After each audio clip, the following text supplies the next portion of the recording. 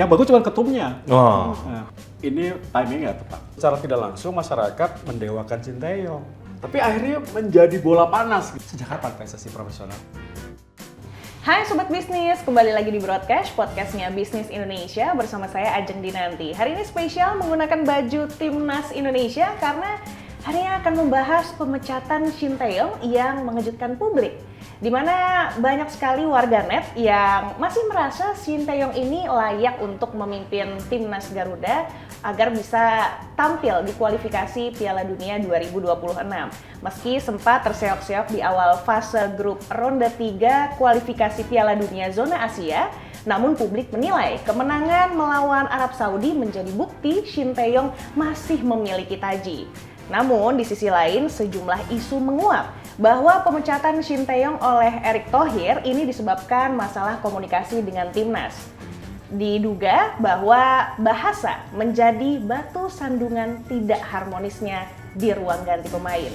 Lalu akan kita bahas di episode kali ini bersama saya dan co-host saya, salah satu pemerhati sepak bola perwakilan Bisnis Indonesia, ada Bang Olga, dan juga akan kehadiran narasumber kita seorang sportcaster yang sudah menunjukkan keberatannya dipecatnya Sinteyong di sosial medianya, ada Bung Tio Nugroho.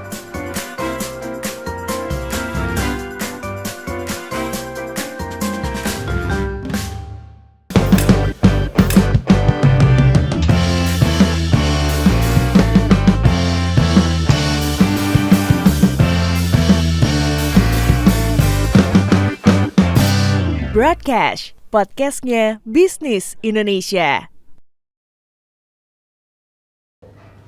Bung Olga. Bang Bung. Akhirnya hadir di Broadcast. Iya. Kalau kayak gini hadir.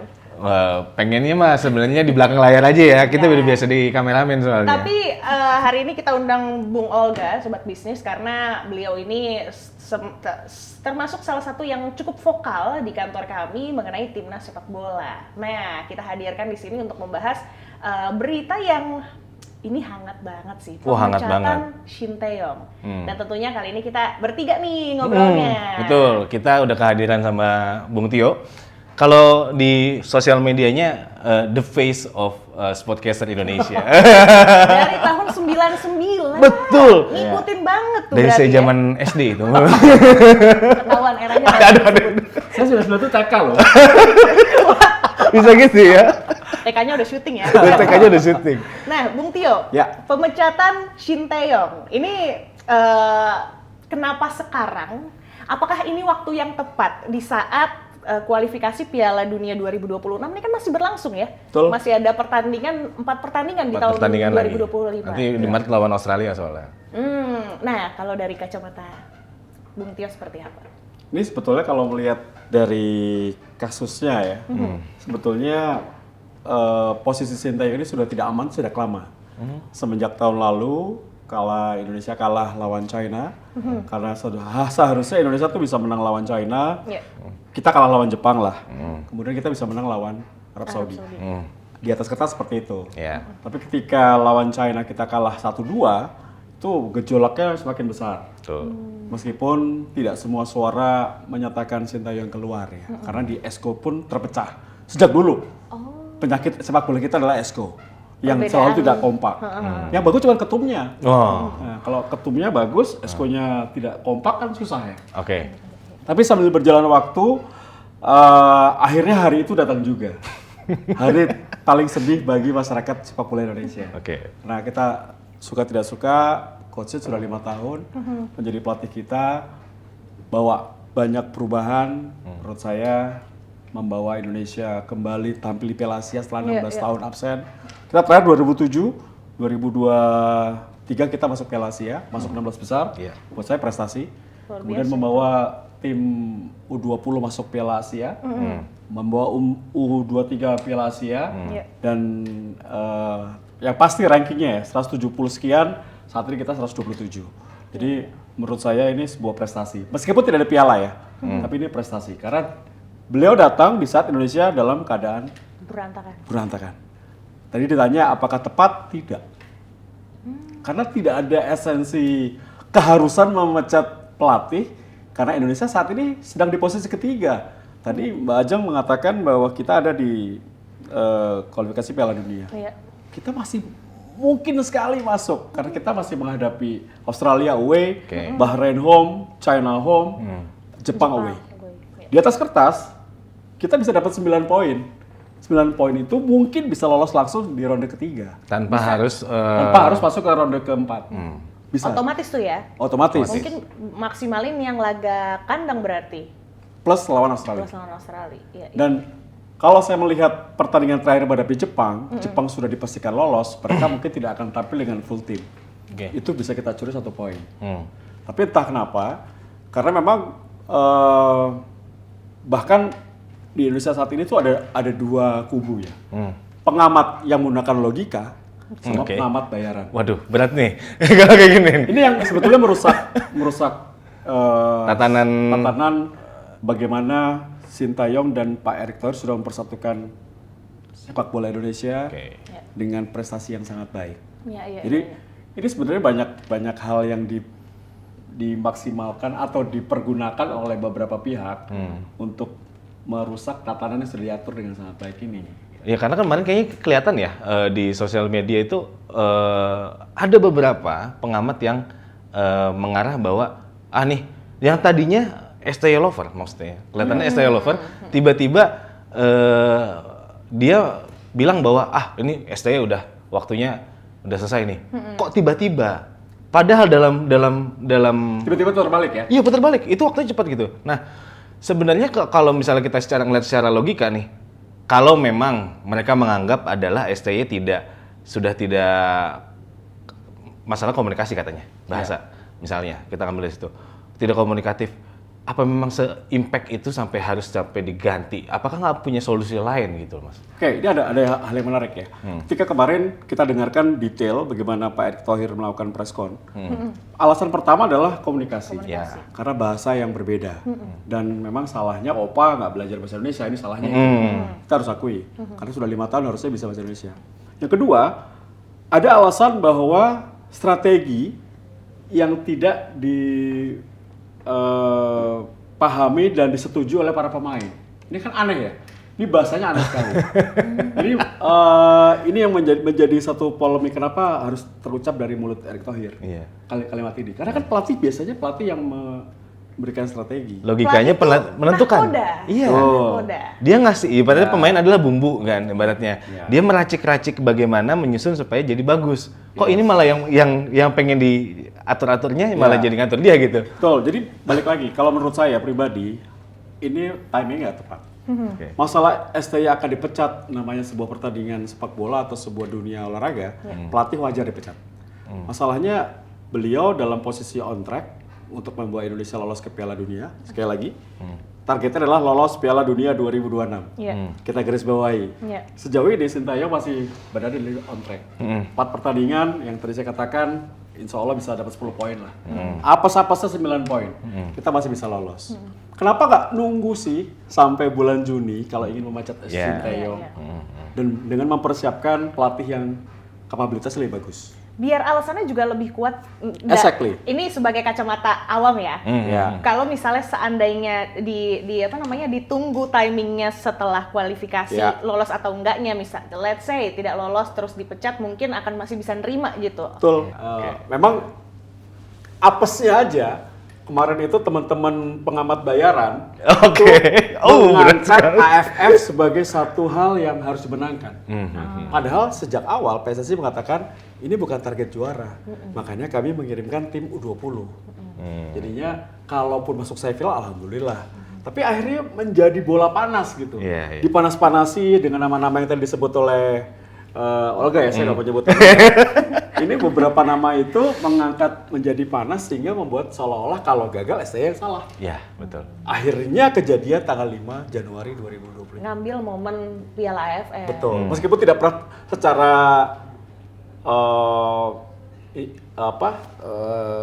langsung ya bahwa pemecatan STY adalah karena kegagalan di AFF, tapi pastilah kegagalan di AFF itu membuat panasnya bola panas ini sehingga terjadi tanggal 5 Januari. Kalau boleh tahu nih, ada isu di lapangan nggak sih Mas, yang soal masalah komunikasi ini? Tuh, ini banyak banget terjadi. Di beberapa, ada beberapa pengamat bayaran dan juga yang logika gitu ya. Pengamat bayaran dan logika ini, mereka hampir sama sih, satu suara soal masalah komunikasi ini. Ya. Berarti kan sebenarnya sumbernya udah pasti nih, udah benar A1 bahwa memang ada masalah komunikasi. Nah, masalah komunikasinya ini, apakah benar-benar karena bahasa doang gitu? Dan sampai sebesar itu gitu kan? Sampai yang kok Erick Thohir lebih mendahulukan masalah bahasa ini gitu loh. Sampai ya tadi bilang ada pemain-pemain yang ngeluh gitu kan, main ngeluh, bahkan ada mungkin isunya katanya ada Exco juga yang tidak suka dengan STY gitu kan. Itu isu di lapangannya seperti apa? Kalau melihat dari itu bukan sebagai isu yang baru ya, sudah sejak lama. Ketika hadirnya STY seperti berada di atas federasi ya, karena masyarakat Indonesia begitu mendewakan beliau, karena memang kita dalam keterpurukan yang sangat dalam, gelap sekali sepak bola kita kan. Ingat 2018 Luis Mia dipecat, Oh iya benar. dengan alasan yang nggak jelas juga. Iya. Setelah itu harus berganti Om Danurwindo, Bima Sakti, Simon McManamy, Yayan Tumena, akhirnya ketemu Sinteyong. Jadi harus melewati 4 pelatih. Dulu. Dan itu 2 tahun yang rasanya seperti Buruk banget. buruk. Kita kalah 10, kita kalah lawan Vietnam, nggak pernah menang lawan Vietnam. Itu kayaknya memang sepak bola kita dalam masa kelam. Nah, ketika Sinteyong datang membawa banyak perubahan. Bahkan masyarakat sepak bola, ingat nggak? Mungkin Mbak Ajeng yang nggak suka bola, akhirnya harus beli baju bola, pengen nonton. Ibu-ibu yang biasa di rumah pengen nonton ke GBK. Semua masyarakat, di semua lapisan masyarakat ingin mencoba nonton ke GBK dengan harga berapapun dibeli. Itu kan sebuah perubahan ya, yang belum ada sebelum era Sinteyong. Harga baju 600.000 dibeli sama orang. Oh iya.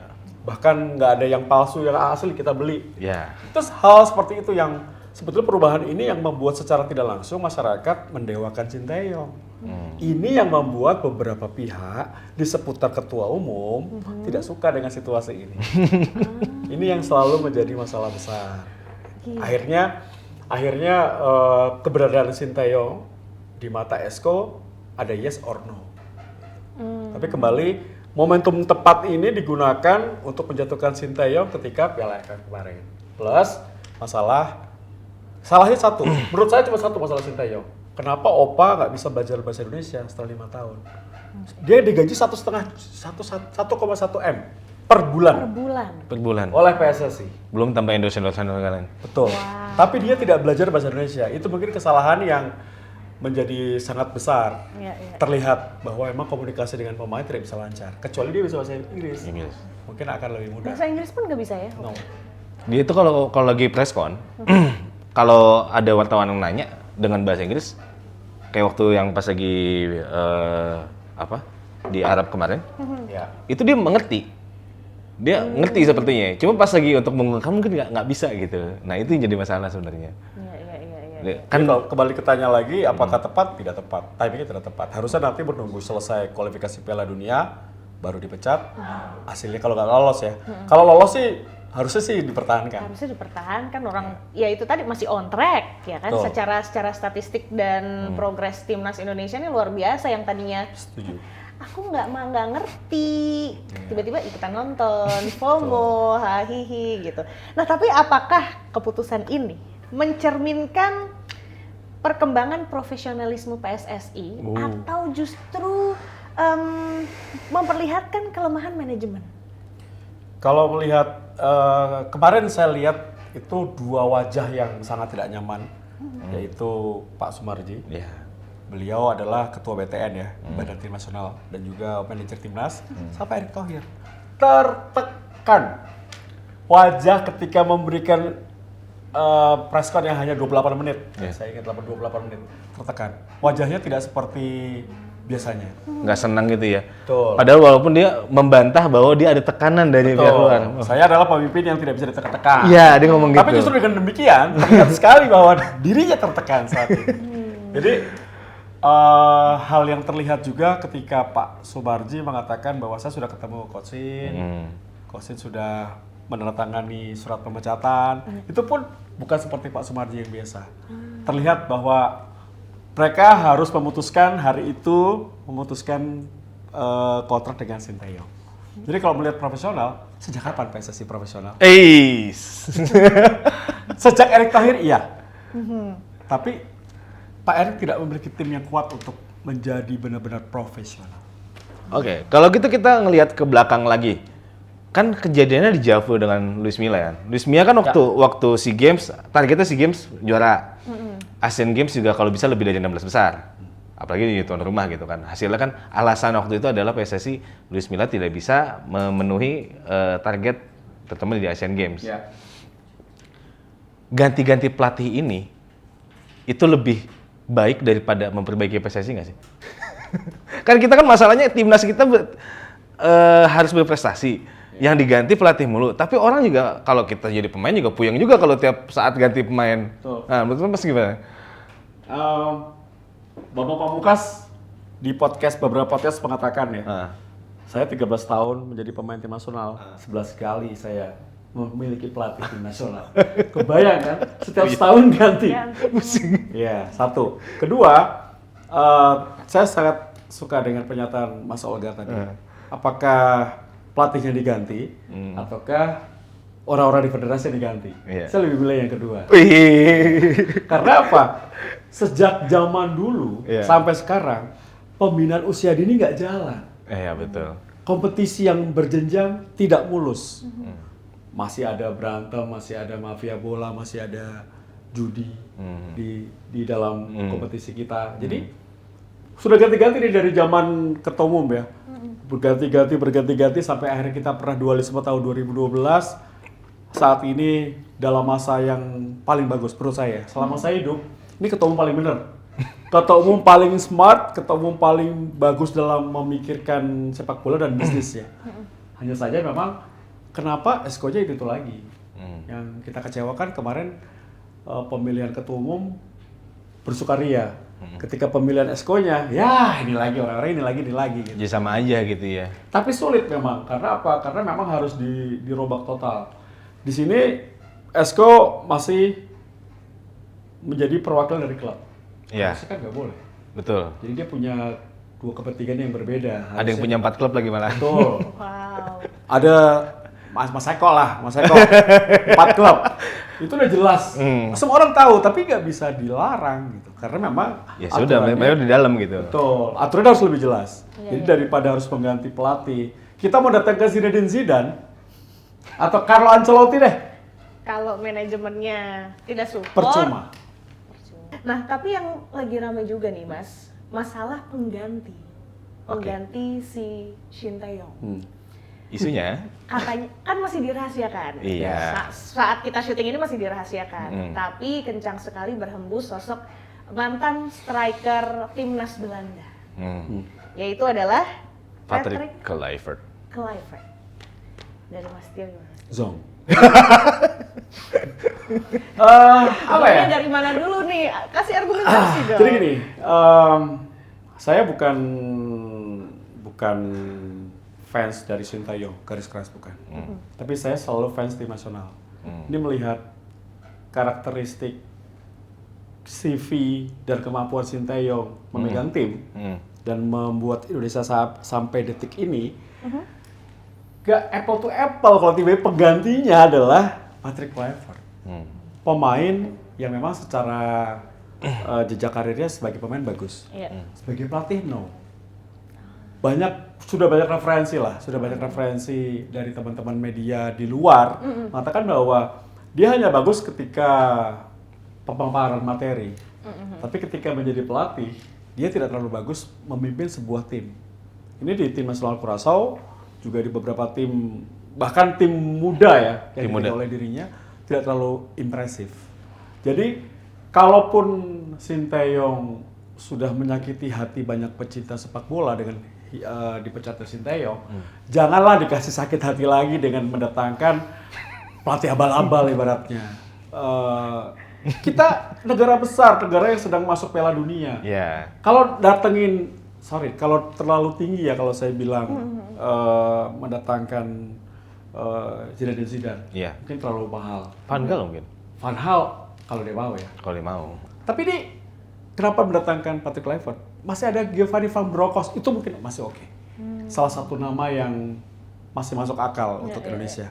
Dia ada darah Indonesianya, dia pernah memegang beberapa tim besar di Eropa, dia capsnya bersama dengan tim nasional Belanda juga banyak. Tapi kenapa Kluivert gitu? Rekornya jelek. Yes, untuk mendatangkan dia menggantikan Sintayong, saya rasa blunder besar dari Federasi Sepak Bola Indonesia. Itu yang harus dipikirkan lagi sih ya sama Pak Erik ya. Karena tadi saya pernah sebelum kita take, kita ngobrol sama Bung Tio. Saya suka ketika omongannya bahwa ada yang ketika Erik mengambil tanggung jawab memecat Sintayong, artinya tanggung jawab soal kelanjutan timnas ada di Erick Thohir. Ketika dia memilih Kluivert untuk jadi kalau nantinya, walaupun ini kan katanya Fabrizio Romano udah ngomong kalau Kluivert, nggak tahu Kluivert apa ntar Van Bronckhorst. Kalau benar Kluivert dan itu gagal, ya akan disalahkan Pak Erik. Pasti itu. Betul, ini jadi resiko ya. Berat banget. Jadi resiko ketika misalnya ini Sintayong sampai hari ini masih menjadi pelatih. Dia gagal di 4 pertandingan terakhir Indonesia kualifikasi Piala Dunia. Yang disalahkan pasti Sintayong. Pasti publik akan pecat. Oke. Nah, akan ada masalah. Sehingga ada ruang, ada waktu bagi PSSI untuk bisa bergening, bisa memilih pelatih yang bagus untuk pengganti Sintayong. Nah, sekarang berbalik. Dengan keputusan ini, maka semua mata akan tertuju pada Erick Thohir dan Esko. Makanya di dalam sosmed saya dengan keras mengatakan, apakah siap Pak Erik? Apakah siap Esko mundur kalau Indonesia gagal ke Piala Dunia? Karena ingat, garisnya lagi saya ingetin nih, Indonesia wajib lolos Piala Dunia 2026 di garis. Kalau gagal, siapkah mundur Bapak? Siapkah Esko mundur? Saya nggak yakin. Mau siapa yang ditumbangin? Pertanyaan itu yang harus ditanyakan kepada mereka. Karena sejauh ini sih track recordnya ya selalu menyalahkan pelatih. Selalu menyalahkan pelatih. Karena Pak Erik juga bilang ada beberapa nama kan sebenarnya untuk calon pengganti Sintayong ini. Bahkan sudah mewawancarai dari tanggal 25 sampai 30 Desember itu pas perayaan Natal lagi. Diwawancarai niat banget berarti kan. Nah, yang bingung adalah background checkingnya tuh gimana sih kalau si Kluivert ini track recordnya jelek, ngapain dicek? Ngapain masuk nominasi untuk pengganti gitu? Karena saya gini aja, kalau saya lihat ya, ini prosesnya begitu cepat. Betul. Tiba-tiba kita dikagetkan dengan awal tahun pelatih kesayangan masyarakat Indonesia harus dipecat. Sebenarnya masalahnya apa? Gitu. Jadi dari press-con kemarin, itu nggak clear. Saya dan teman-teman itu nggak clear. Sebagai pengawas hukum kita nggak clear. Alasannya nggak clear. Alasannya mengada-ngada. Masalah komunikasi udah tahu Sintayong nggak bisa bahasa Inggris. Tapi kenapa baru tahun kelima? Ya, satu. Kedua, tidak bisa bekerja sama dengan pemain untuk bisa memberikan strategi yang disukai oleh pemain. Yang pelatih siapa? Masa pemain ngatur pelatih? Ini udah aneh banget. Terus yang ketiga adalah dinamika. Saya mencatat, boleh teman-teman lihat lagi videonya. Lebih dari 20 kali Pak Erik mengatakan dinamika yang terjadi. Dinamika yang terjadi di dalam tim nasional. Semua orang langsung berpikir, ada apa ya? Pasti ada sesuatu nih. Sehingga Pak Erik harus menyelamatkan timnas dengan mengorbankan Sintayong. Bener ada dinamika nggak sih? Karena kan gini loh, respon dari pemain-pemain yang diaspora pun itu sangat kehilangan. Nah, makanya ini dinamikanya dinamika yang diciptakan apa dinamika yang pengamat sepak bola aja dipecah. Pengamat yang pakai logika. Saya masih yakin dengan teman-teman saya yang pakai logika dan akal sehat. Tapi ada pengamat sampah yang mau dibayar, pengamat bayaran yang merusak profesi saya sebagai pengamat sepak bola. Dan itu nyata. Itu nyata. Aduh. Maksudnya sepak bola kita dipecah oleh banyak aspek, Mas Moga. Jadi saya rasa kita harus tetap support tim nasional, kita support Pak Erick Thohir ya. Karena beliau pasti tetap sebagai orang yang berdiri di jalur yang benar. Hanya saja sekitarnya ini memang sulit untuk bisa diajak kerjasama. Oke. Nah, kalau gitu, misal nih, taruhlah kita sekarang menganggap bahwa ya udahlah PT Kluivert yang kepilih gitu kan. Cukup nggak sih 2,5 bulan? Enggak. Nggak. Jadi menarik ya, kalau Mbak Jen sama Mas Olga lihat kemarin Pak Erik katakan ada waktu 2,5 bulan bagi pelatih baru, anggap aja Kluivert ya, Iya. untuk datang ke Indonesia, mempersiapkan tim ini jelang pertandingan menghadapi Australia. Iya. Sekarang saya 2,5 bulan dari mana Pak? Liga Dunia nggak libur. Mereka akan datang tuh paling 5-6 hari sebelum pertandingan menghadapi Australia. Dan itu baru ketemu dengan pelatih. 2,5 bulan dari mana gitu. Jadi memang semua itu janggal. Apa yang dikatakan di Dada Reksa ya? Iya, di Dada Reksa. Itu Menara Dada semua Reksa. tuh janggal, banyak kejanggalan gitu. Ada yang ditutup-tutupi. Sebetulnya apa yang menjadi masalah utama Sintayong dipecat dan terlalu terburu-buru juga. Saya yakin PSSI nggak punya planning untuk mencari pengganti secepat ini. Makanya kenapa sih harus buru-buru gitu. Makanya saya dengan tegas mengatakan bahwa ngapain sih buru-buru, kenapa sih nggak sabar nunggu sampai bulan Juni. Tunggu 4 pertandingan selesai baru bisa memutuskan STY lanjut atau STY out. Tuh, kalau sekarang Mbak Ajeng mau datengin pelatih terbaik di dunia menurut saya saat ini adalah salah satunya adalah Carlo Ancelotti yang megang Real Madrid. Udah 15 kali membawa Real Madrid juara Liga Champions. Dibawa ke Indonesia. Dibayar mahal, 2,5 bulan bisa nggak nyelap Indonesia masuk Piala Dunia? Belum tentu. Karena butuhnya chemistry. Mereka tuh perlu kebersamaan, perlu bercanda-bercanda yang kecil, kadang-kadang toyor-toyoran. Itu adalah chemistry yang tidak bisa didapat dalam 2,5 bulan dengan pelatih baru.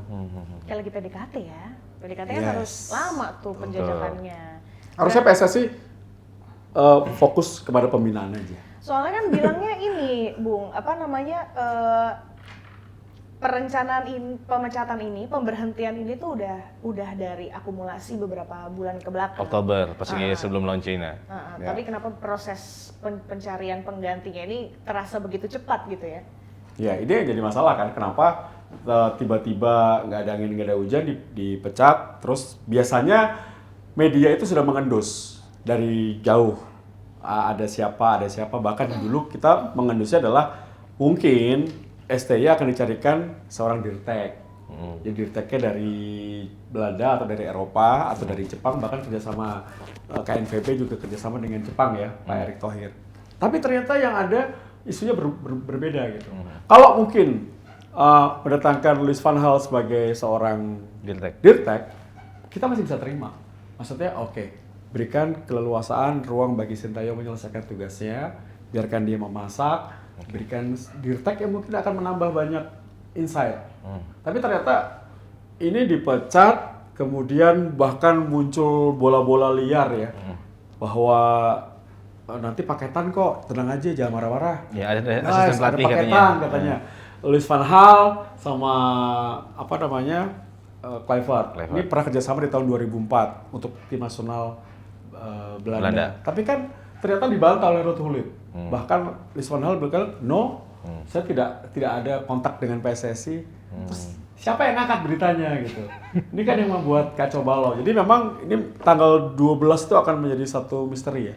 12 Januari. Karena ada apa 12 Januari, Maaf? Preskon, pelatih baru. Oh, pengumuman pelatih baru. Semoga saja bukan FIFA. Semoga saja ya berarti ya. Seandainya di sini ada perwakilan dari PSSI, di sini ada Sintayong, pengen ngomong apa, Bung Tio? Kalau di sini Pak Erick Thohir dengar, saya support Bapak Pak. Apapun itu, selama Bapak menjadi ketua PSSI. Tapi tolong Bapak lakukan perubahan di struktur PSSI. Karena memang nggak mungkin Bapak bekerja sendiri dengan tim yang dalam tanda kutip tidak setuju dengan apa yang Bapak lakukan. Jadi ini akan sangat berat. Akhirnya pelatih yang akan menjadi korban, masyarakat pecinta sepak bola jadi korban, dan sampai kapan sepak bola kita seperti ini? Kalau untuk Coach Sin, terima kasih banyak Coach Sin. Selama saya hidup, ini salah satu kegembiraan yang saya rasakan. Saya bisa menangis di stadion karena tim nasional menang. bangga memiliki tim nasional Indonesia. Sekali lagi terima kasih Coach. Ngena loh. Itu dia Sobat Bisnis, episode broadcast kali ini ya. Ini kita sekali lagi tinggal tunggu tanggal 12 Januari 2025 karena saat podcast ini syuting, ini belum ada masih simpang siur siapa penggantinya, tapi yang jelas untuk semoga saja ini memang yang terbaik untuk timnas kita ya Bang. Karena Indonesia membutuhkan sosok yang memang bisa membawa timnas Indonesia benar-benar meraih tiket ke Piala Dunia dan bisa tampil di mata dunia dan membuktikan Amin. Indonesia itu bukan hanya sekedar banyak di jumlah penduduk, tapi juga bisa berprestasi lewat kakinya. Oh, satu lagi. Apa? Ini sangat penting. Kalau kita dulu selalu percaya proses dengan Sinteyong, saat ini kita tidak boleh lagi. Dengan pelatih baru, kita harus lihat proses. Harus lihat hasilnya juga harus kita tunggu, kita jadi lihat. Kita sebagai pecinta sepak bola jangan mau lagi suruh nungguin lagi, jangan mau. Karena mulai dari nol ya. Karena takutnya dimulai dari nol lagi. Iya. Apalagi Piala Dunia 2026 ini di depan mata nih, kesempatan kita, pintunya terbuka Setahun kurang. Yeah. Jadi kita doakan yang terbaik, semoga kalau memang ini harus dilewati oleh timnas Indonesia, semoga ini yang terbaik. Kalau begitu, saya Ajeng dan Nanti pamit undur diri. Terima kasih Bang Olga yang sudah mampir. Terima kasih Bung Tio yang sudah hadir di sini, dan sampai jumpa di episode broadcast berikutnya. Jangan lupa subscribe. Bye-bye.